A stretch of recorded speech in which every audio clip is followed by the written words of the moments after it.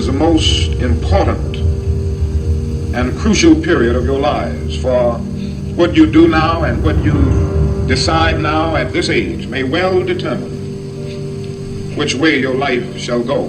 And the question is whether you have a proper, a solid, and a sound blueprint. And I want to suggest some of the things that should be in your life's blueprint.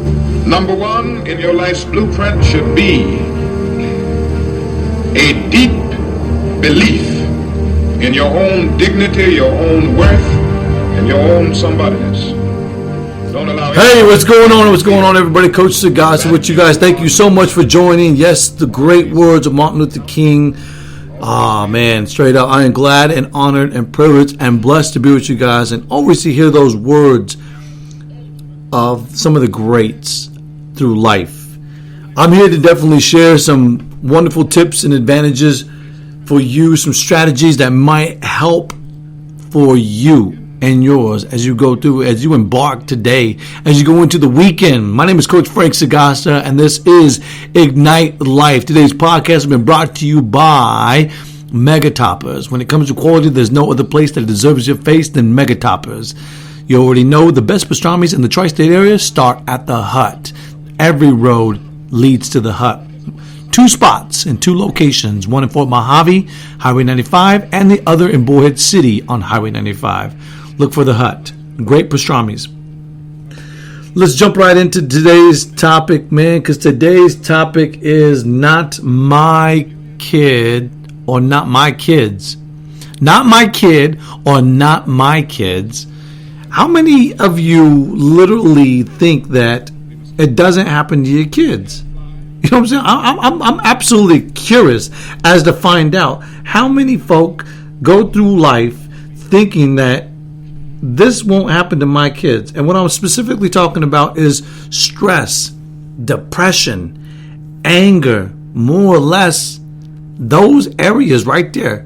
The biggest of them all is courage and stress. Those are the number 2, 1 and 2. Yes.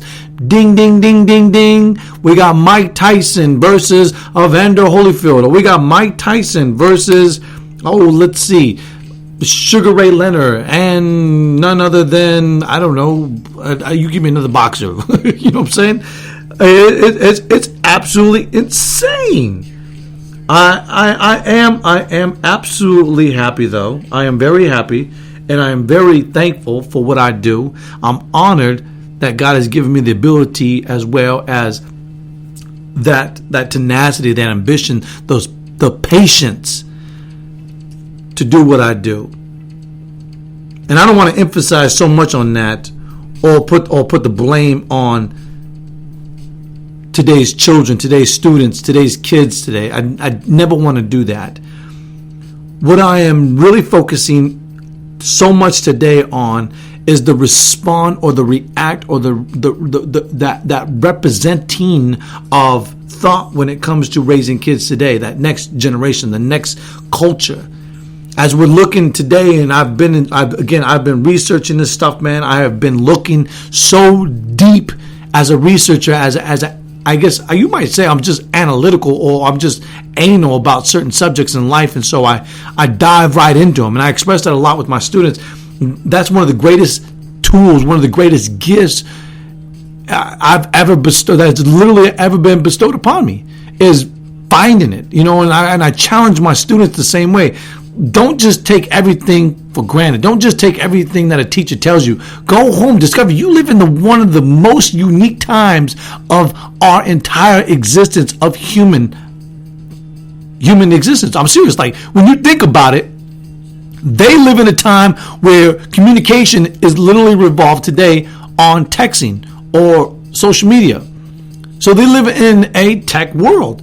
And so I'm always stressing that this is the time where you can research, you can find out some of the greatest tools, some of the greatest gifts. It's phenomenal.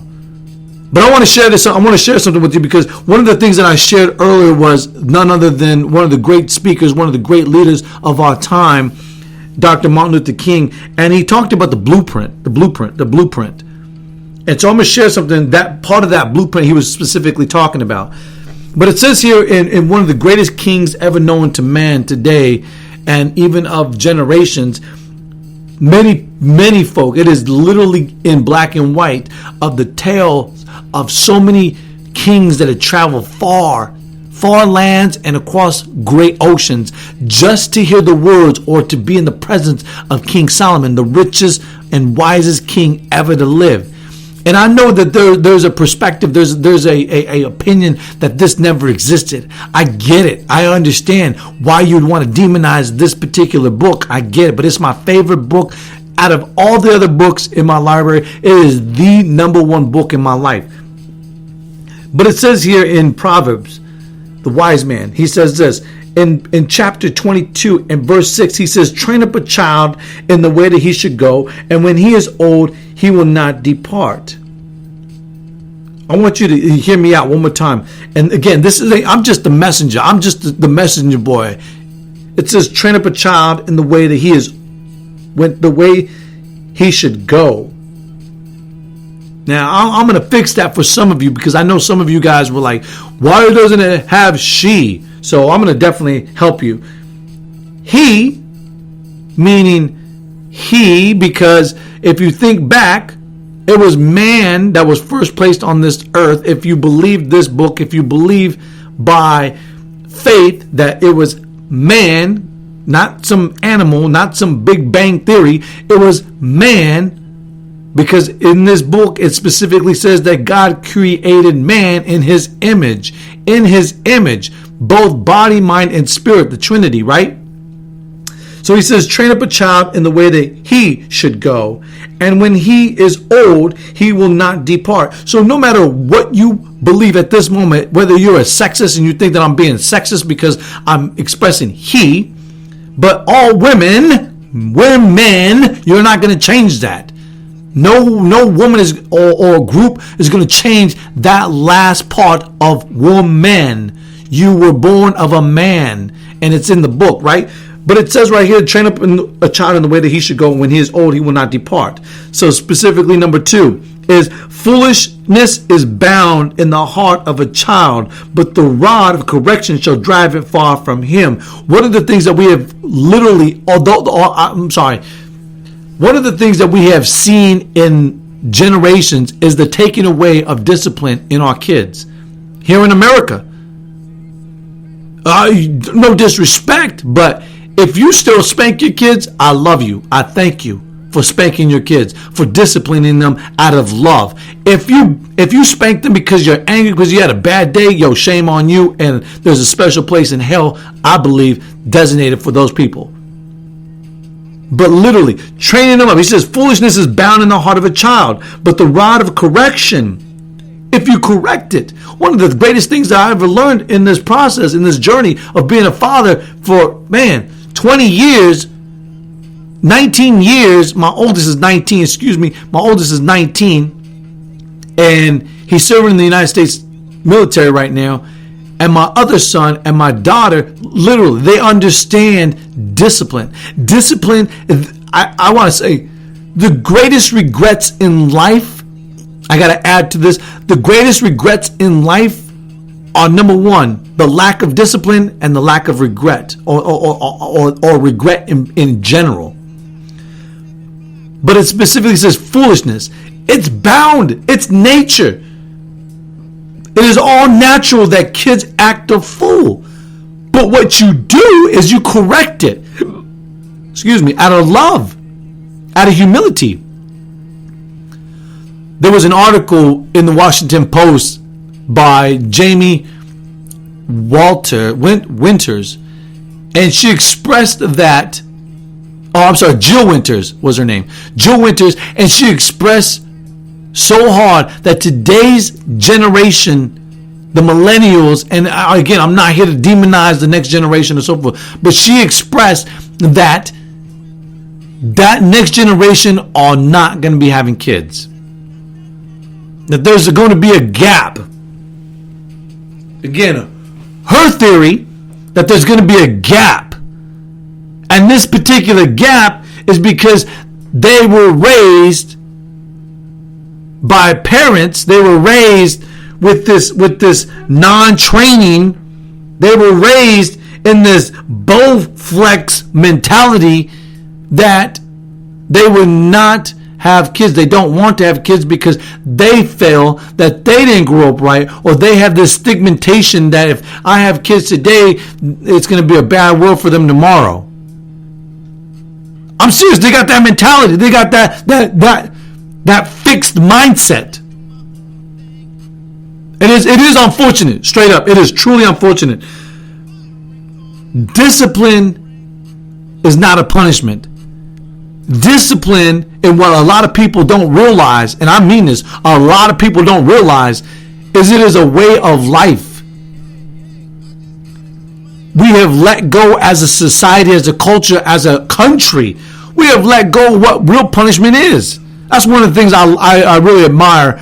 That sheriff down in Tucson, in Maricopa County, he had them out in pink underwear. He put them in a tent. He called it Tent City.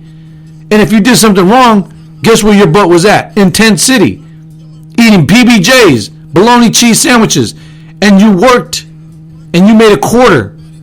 Today they have all these rights. Now I'm not condoning or demonizing, so don't get it twisted. And you're probably thinking, yeah, that's your own opinion. It's not just my opinion. It's not just my perspective. You ask I've been a witness to hear from other prisoners that have been in the prison system give testimony about these things. So, I'm not lying and I'm not crying. I am expressing what I have witnessed, my experience, my lesson, being around these folks, listening in on these folks, because I want knowledge. I'm hungry. I'm thirsty for information. I'm hungry for the transformation of our next generation of leaders. And leaders are readers. Not readers are leaders. Leaders are the ones that literally get up in the morning and they train their heart, mind, and soul and body. And I'm looking at kids today that are obese. We have an epidemic in our country of obesity. We have an epidemic of mental health issues in our country. Why? It says right here, train up a child in the way that he should go, and when he is old, he will not depart. And then over here in the same chapter, King Solomon tells some of the people that read and understand this principle. It says, foolishness is bound in the heart of a child, but the rod of correction shall drive it far from him. The problem is not so much that mental, but the heart. I experimented this last week. I experimented with something. And I should go back. I'm going to rephrase that. I experimented for 3 weeks. And I expressed this with the principal of the school that I work for. And I said, this is what I've been experimenting on. I don't make mention to what I experiment and what I'm doing. I watch the results more so than talk about the experiment. But I'm going to share with you, the listener, that I didn't even share this with my students, but I stumbled upon something of gratitude. And it said, foolishness is bound in the heart of a child, but the rod of correction shall drive it far from him. So one of the things that I really helped me in this experiment is to, I can't chasten a child because he's not mine, but I can definitely help to do it in a different way. So here's how I did it. I did it in an experiment where I held the door as they exit the building, and I keep on repeating these things. You're welcome, you're welcome, you're welcome, until I specifically hear the thank you out of the mouth of individuals. And I went from 10 to 16 for 2 weeks. And then all of a sudden, I set a goal for 40, hit 53. Then the next day it was 73. I was like blown away. I'm gonna do it again until this whole month is over, and I'm gonna do it again until the quarter's over, and then I'm gonna do it again until the semester's over. The whole purpose is for them to get to the point where they show gratitude. It's getting to the point where I can't discipline them, but I can definitely enforce something that has been desperately missed and desperately needed and required today, and that's self-love, confidence, courage. Having that self-esteem. I seen a note on my desk and it said, Coach, I know that you have the ability to speak. Coach, I know that you're not afraid. You're a leader. You're not afraid of what other people might think of you. And I need your help on this. I want to be a leader. I want to be a captain, but I'm too timid. I'm like, yo, I'm going to help this. I'm going to mentor this individual out. I'm going to coach her up. Now, I'm not saying that to toot my own horn, but I look at my own daughter, I look at my own sons, and I see the courage and confidence in them because of their father, because of their mother, because of the tenacity, the ambition, and because of the prayers, the long years of prayers over my children. And because, again, foolishness is bound in the heart of a child, but the rod correcting my children when they were young. Will they make mistakes? Absolutely. Will they fail? Absolutely. That's the risk you take in having children. But if you train them up, they do find their way. It's amazing. They do know right from wrong. It's amazing. It's literally like looking at the beautiful roses you planted or the wonderful garden that you planted. It's phenomenal. It's extraordinary. And the greatest example are those written in black and white. Because if you're like me, if you're listening to this particular podcast and you're like me, you weren't raised by a mom that was mentally there, mentally sane. I believe it was Socrates, the great philosopher, the great teacher, the great man of Greece that gave this example, this quote: "An undisciplined life is an insane life." And I'll never forget these quotes until the day God calls me home, because they have so much meaning, so much emphasis, so much power and energy. But an undisciplined life is an insane life. And when you look at the lives of individuals today, people think, yo, they're mentally ill. Let's give them this medication. No, they're not mentally ill. They're heart ill. They were never corrected. They were never shown genuine love. You go back, you do your diligence and research on certain individuals. You watch their autobiography, or you read, or you pick up their book, and you see that their lives were in torment because of their parents. And now we have a generation that's literally getting to the point where they're going to skip having children and start having pets. They'd rather have pets. Are you hearing me? They'd rather have an animal. You still got to correct an animal, or else he'll crap all over the place, or else they'll tear up your couch, they'll tear up your shoes. Yeah, there's certain reptiles you can get that aren't that much work, but every other one is work. A cow is work. A pig is work. Dogs are work. Kids, children are work. That's what life is about. It was to work by the sweat of your brow. And lots of people, they don't want to work. I got to give this one to you because it's well worth it. But in that same chapter, in that same leader, the moral value here and the moral principle here is diligently doing your business. But check this out. What I mean by that is specifically live with principles. Live with a principle. And I'm not talking about anything but black and white principles that can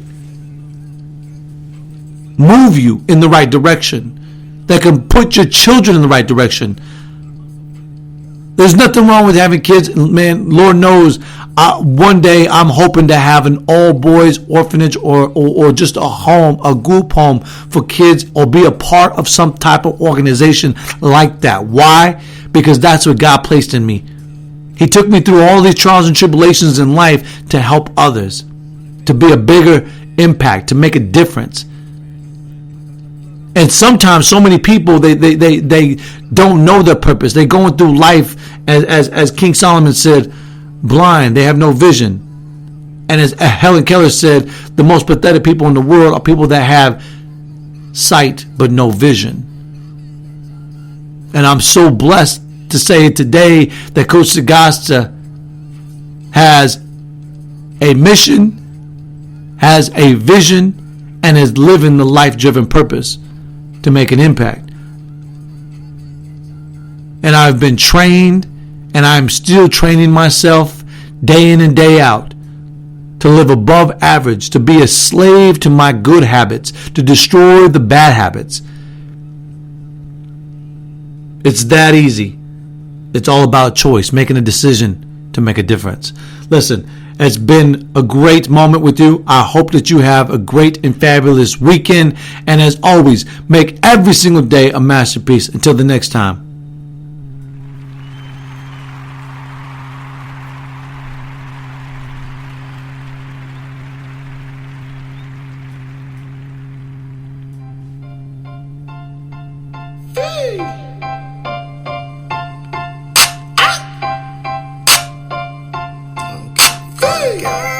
I'ma do my own thing.